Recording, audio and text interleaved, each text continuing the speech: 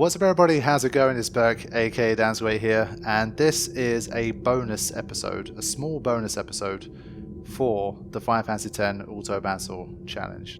Now, the way things ended in the last episode, I kind of couldn't accept it. I thought, there's got to be at least something that I can show for these remaining battles that I couldn't do. So, to recap, I basically beat everything in the game using Auto Battle or Attack only, except for Neslug, which remains impossible, Jumbo Flan, which remains impossible, and then we had Dark Bahama and Dark Anima. Now, in this challenge, when there's been a time where I can't do auto battle, I've downgraded to doing just attack only. And well, at the end of the day, I feel like it's one of those challenges where if it is more fun to bend the rules, you got to bend the rules. And so because I'd done so much of the challenge just using purely auto battle, or just using attack as if it was auto battle, I didn't really try to bend the rules or think too much outside the box when I ended up not being able to defeat Dark Bahama and Dark Anima. But off the back of some more recent stuff that I've been doing for another Final Fantasy, I thought, let me just show you guys how to defeat Dark Bahama and Dark Anima technically by only using the attack command. Now, once again, either very smart players or veterans of the series will already know what I'm going to do here, but there's a lot of people, I mean, based on the numbers of people that's watching, I think there's a lot of people that don't have a clue about how I'm going to do this. Now, that's completely normal because I didn't even really think of it at the time either, but I'm hoping that this will be fun for you to see in action. Now, all of it hinges on some specific equipment that's going to make all of the difference. So once I show you the equipment, it's going to be a bit of a spoiler for how it's going to work anyway, but I kind of have to do it so that you can understand how it's going to work. So let's get into it and let me explain how I defeated Dark Bahama and Dark Anima using only the attack command.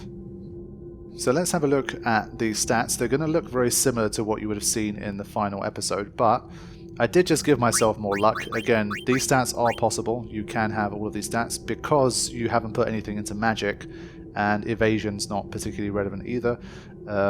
It is all possible. Agility, you don't need 255, and luck, you definitely don't need 255 either. So all of these are possible here.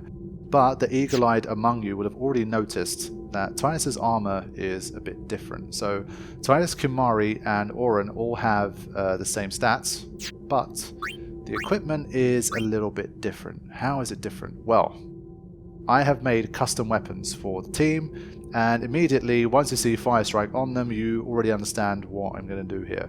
Now, these weapons, once again, they are all possible to make. You can get the 60 dark matters that you need for these weapons, so you need 180 dark matters in order to create this setup. More than doable. And then the armor, of course, needs to have Fire Eater, so you can already see exactly what I'm going to do here.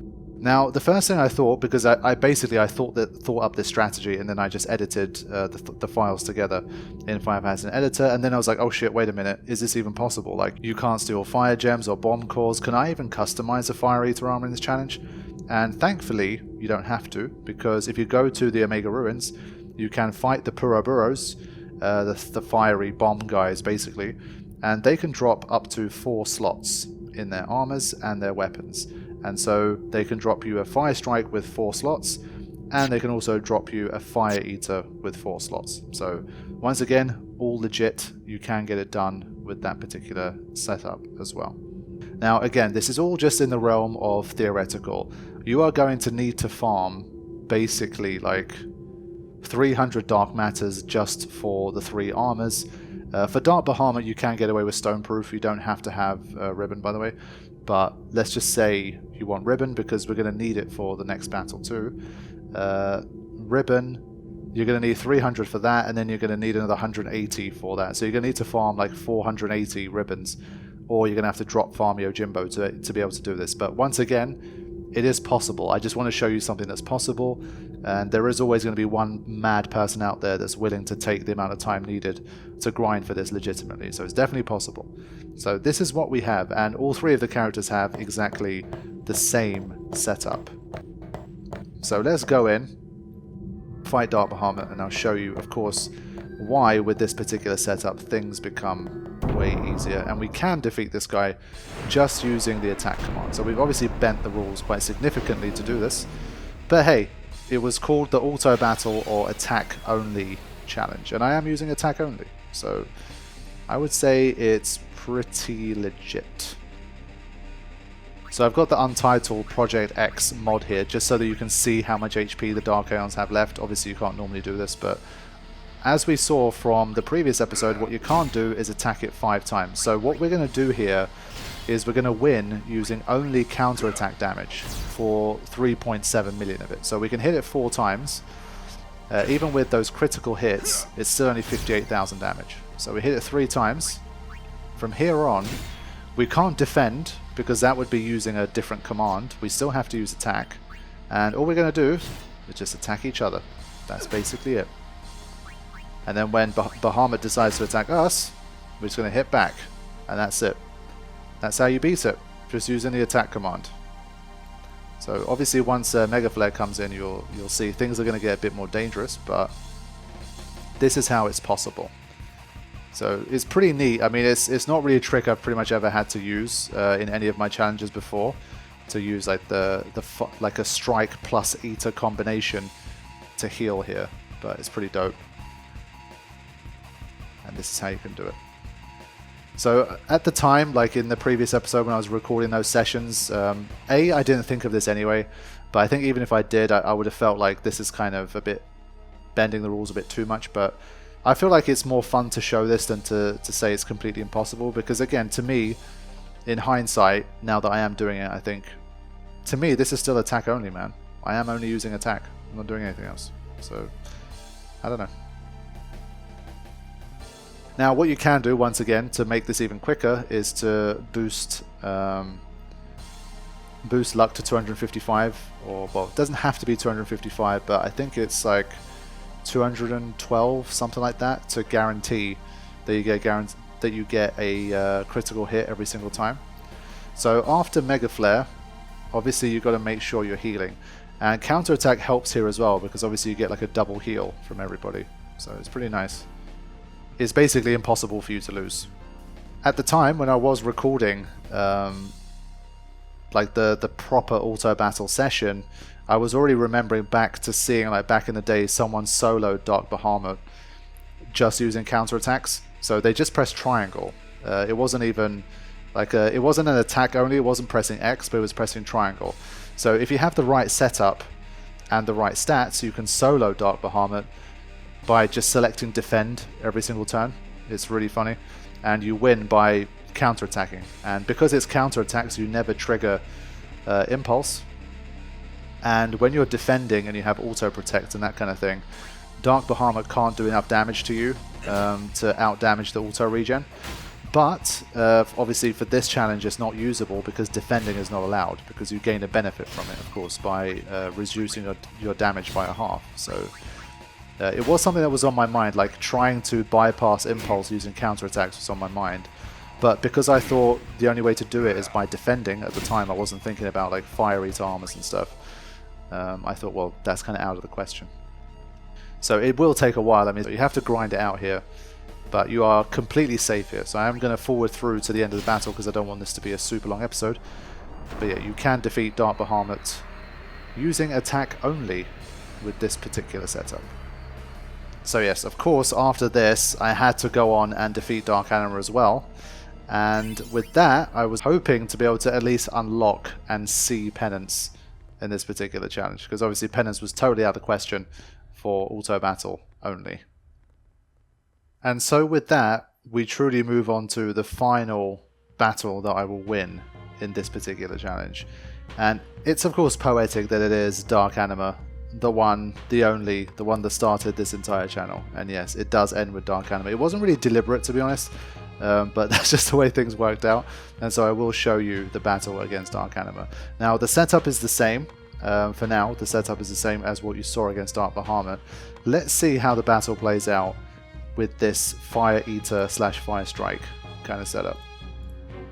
Now this one should be pretty easy because we don't have to worry about an impulse like counterattack, but once the battle began I realized something pretty quickly, because Oh, right. Yeah. Dark Anima heals from elementals. So, yeah, this was a bit of a non-starter. I looked at this and I was like, oh shit. If all three of them have Fire Strike weapons, then this is not going to work. So, basically what I had to do was to pick only one of the team that was going to be an attacker. So I had to have 2 Fire Strike guys, and I had to have one that was the attacker, and that guy was of course Auron, because he was the one that had the Masamune, that was the most effective celestial weapon for the job.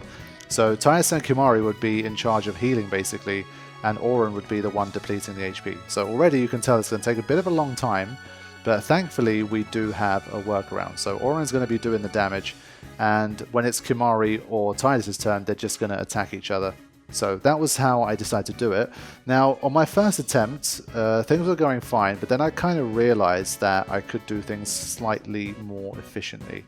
Now, obviously, as you're seeing here, the guys are healing each other for about 17,000, 18,000 per hit, which is fine, and it can get the job done, but at the end of the day, I thought to myself, why don't I lower my defense a little bit? Because Dark Bahama's strength is so high, obviously if I reduce my defense to say 150, I might be able to heal for, I don't know, 99,999, but it also meant that when Dark Bahama attacks me, it might KO me in one move, which is of course what I don't want to do. So we need to have this like nice balance of where my healing is going to out-heal the damage done by the enemy quite significantly. And because Dark Anima does have Mega Graviton, and the overdrive hits for about 80 to 85,000, it felt to me like 17,000, 18,000 was a bit too risky, and I felt like I could be in serious trouble. Because of course what's going to happen is that Oblivion is going to get used here. The characters are going to have very little HP left, or someone's going to die, and we have to revive them. But then after that happens, if a Mega Graviton happens on the next turn, there aren't enough turns for us to heal and survive the Mega Graviton. So you're going to see that kind of play out here. I'm pretty sure that's what happened on this first attempt as I'm watching this back. Oblivion's going to happen, Tias and Kimari survive, they revive Auron, that part of it works out perfectly. But if it chooses to use Mega Graviton as the next move, there's not enough time to heal up, and so it's not going to work as well. So luckily for me, Dark Anima's attack stat is actually pretty low. And so I decided to lower my defense deliberately to around 200 and see if that was going to be the better option, because I had to make sure I healed significantly after this Oblivion, otherwise I couldn't win the battle. So the first attempt failed, but I came back with a slightly different setup, and hopefully with that one I would be able to get the job done.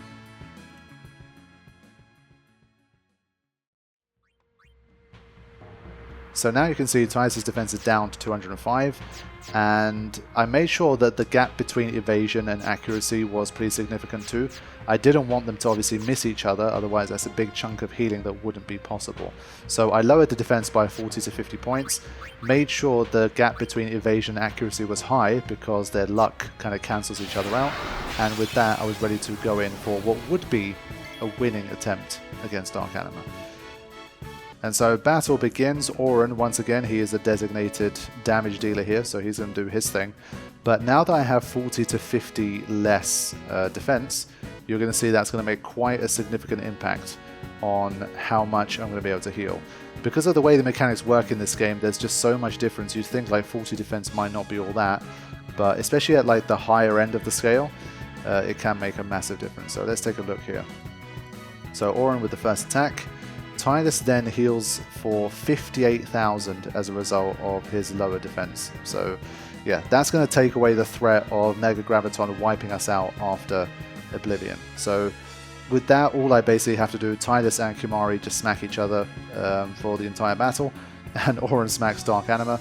It's going to take a long time because of course we've got that 8 million HP to deal with, but once again it's a pretty safe way to win because we can just heal so strongly.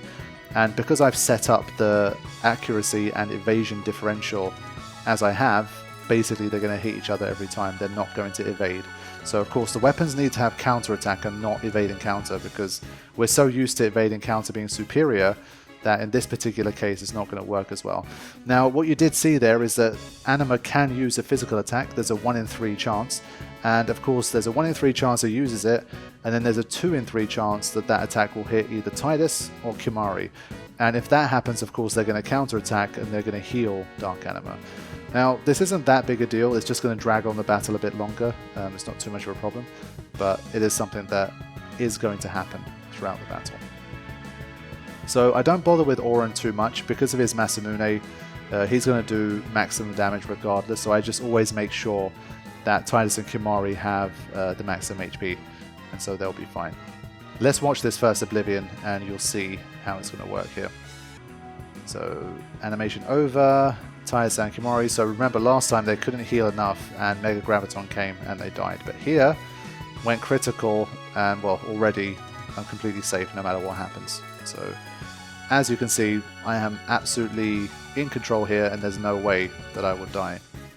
Now of course what I can't do is attack Auron to heal because of his ability to counterattack, and he doesn't have a Fire Strike weapon, so when he does counterattack he's going to kill you. So yeah, you have to leave Auron. Auron will get KO'd a lot in this battle, but if you have 99 Phoenix Downs you have more than enough to get the job done. It's not going to be that much of a problem, and so we can get the job done and we can defeat Dark Anima using attack only, technically. So for Bahama and for Anima we've had to think outside the box quite significantly, and we've had to bend the rules. Obviously attacking yourself is bending the rules quite strongly, but if you are looking at it in the absolute purest form, the challenge is to only use the attack command when auto battle is not available. Now ideally I would have loved to have only used it against the enemy, but as you guys have seen that was impossible. But I did want to give you guys like a bonus episode treat for everyone that's been following the series and that wanted to see a way to at least defeat these two with attack only. So I want to share this with you guys before completely wrapping up this series for good. So let's fast forward here to the end. Even on times full speed it took about 20 minutes I think here, so definitely a long battle, but it's not one that we can't win here. We just we're in control and we're safe throughout, so we got the job done. So we managed to get it done, and as usual Dark Anima falls against me in a challenge. I almost always get my way against Anima, and this was no exception, so I'm very glad that I managed to wrap up the series with a win against Dark Anima. And with that, it was actually pretty exciting to see the Penance kind of emerging cutscene kind of thing. And so yes, of course, I will fight Penance for you guys in this challenge, but I can assure you, no matter what tricks you do, you can use your Fire Eater armors, you can do whatever you like. If you are only using the attack command, forget auto battle anyway, but if you're using the attack command, there is no amount of rule bending that you can do in which you can defeat Penance using only the attack command. It's completely impossible. So of course in the background I will show a little bit of footage from Penance just so you can see how it works, but yeah, it's not going to happen because obviously the Penance unfortunately also heals from the elements, so the arms and the main body will heal. That's one reason you can't do it. Second reason you can't do it is because you are going to be having problems with it using auto regen, and well, 12 million HP plus auto regen, which you can't dispel because of course, you know, you're doing attack only, so you can't toss like a purifying salt, you can't use dispel, you can't do anything like that, and so already just combining those two, it's already impossible. Not to mention Judgment Day, not to mention Terra Graviton. Penance is an absolute horror. Like the tried and tested strategy for defeating Penance makes him look easier than he is, but I assure you that Penance is an absolute monster. Like if you see me defeat him on the channel, or anyone that knows this stuff or that's followed a guide like defeat Penance, it's really not that bad. It's just long and repetitive, and you have to focus a bit, but it's fine. But yeah, Penance is an absolute, he is a bona fide super boss, and so in this challenge there's no point even making like multiple attempts against it really. Because there is truly no way to do it, regardless of what you do, if you want to follow attack only. Now, the Penance Extreme Challenge is something I'm interested in, which is like you can kind of play the game however you want, but you're not allowed to attack the arms. Now, the P Birdman mod was kind of like that anyway, but the raw kind of penance extreme challenge is already very difficult, and that's something I've always been interested in, so I might do that for the channel at some point as well. But this time, we have come to the end of this little bonus episode 2, and we are truly wrapping up. But I did want to share those 2 battles. I thought it would be fun for you guys to see a quirky strategy like Fire Eater plus Fire Strike to defeat the final 2 that stood in my way in this particular chat. So I was just about to wrap up the video, and then I remembered that there's one more boss that I should show you guys before completing this entire thing. So you've seen me defeat Dark Bahama and Dark Anima. Penance unfortunately is too much, but there is one more enemy who is also unfortunately too much in this challenge. Now, with the power of Final Fantasy Editor, I was able to unlock Nemesis, because I know people were curious to see what would happen with Nemesis. Yes, we can't beat Jumbo Flan and we can't beat Nestlug, so we can't unlock it normally, but let's just say theoretically you could. What happens in this challenge against Nemesis? Now, I'm not going to go too deep into the mechanics because I've shared this like numerous times and in numerous ways across the channel. But unfortunately, we also can't defeat Nemesis in this challenge. It's a little bit cheap, the reason we can't. Like, the reasons we can't beat Penance are quite multifaceted, as you've already heard. But Nemesis is only really for one reason, and that reason is because of the Armageddon attack. Now, with auto battle or with attack only, of course, one thing we don't have is any kind of auto life possibility. Now, Armageddon's a really annoying attack because it hits for absolutely maximum damage, and there's no way to reduce it, and the counter system for it works in a way that there is absolutely no way, like it's mechanically impossible for you to do the full 10 million damage before Armageddon happens and wipes out your entire party. Because the battle's very smooth, so as you're seeing in the background here, you can just really just reel off the damage and just absolutely destroy it. But unfortunately, because you are just simply not fast enough, like it doesn't matter even if you have auto haste on 3 of your characters, you are not fast enough to do enough damage to kill it before that counter will hit the level at which it needs to be for it to use Armageddon and end the battle. So unfortunately with Nemesis there isn't too much to say. It doesn't matter what your setup is, you simply cannot do it. I did try a run where I gave an auto haste to 2 out of my 3 characters because that's basically the maximum number of auto haste you can have in this challenge. You could say theoretically that like Dark Sandy, I think it was Dark Sandy, it's either Dark Sandy or Dark Mindy, it's one of the 2. But let's say they dropped an auto haste armor for one of your guys and you had the Chocobo Wing reward from the Monster Trainer. So those are the 2 auto hastes you could have, and even with those, I got down to below 5 million, so I took it to like 4.5 million or something, and then Armageddon happened. So it's unfortunate, but there's no way around this. It's a hard stop, unfortunately. So even when you bend the rules quite generously, the conclusion of this challenge is that you cannot defeat Jumbo Flan, you cannot defeat Nestlug, and even if you could unlock Nemesis, you can't defeat Nemesis, and you can't defeat Penance. So that means that there are less than 5 bosses in this entire challenge that you cannot defeat as a result of the restrictions that we've posed. So I think that's a pretty good turnout, considering how wacky this challenge is and the incredible number of ways in which it restricts you to only use auto battle or attack. I would say that's a pretty damn good result, and way further than I thought I would ever get. So now I can truly wrap up this session having added this little extra piece of bonus footage and information.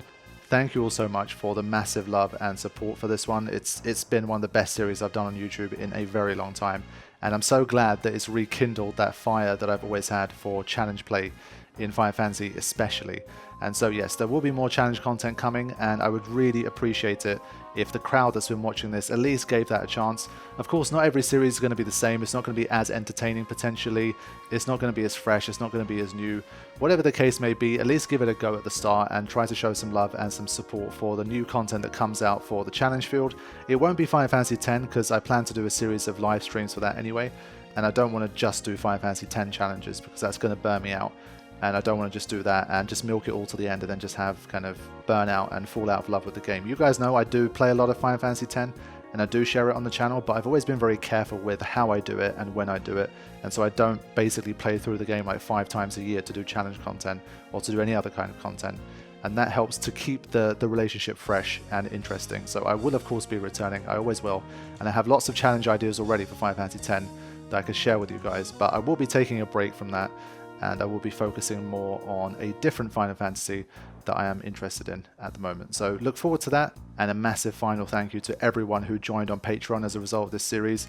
It's been super helpful during a really difficult time in my life when I've been moving to a new place and truly trying to stand on my own 2 feet financially for the first time. So it's been a massive boon. Thank you all so much. I really appreciate it, and it goes a very long way. So I will see you all soon for more content.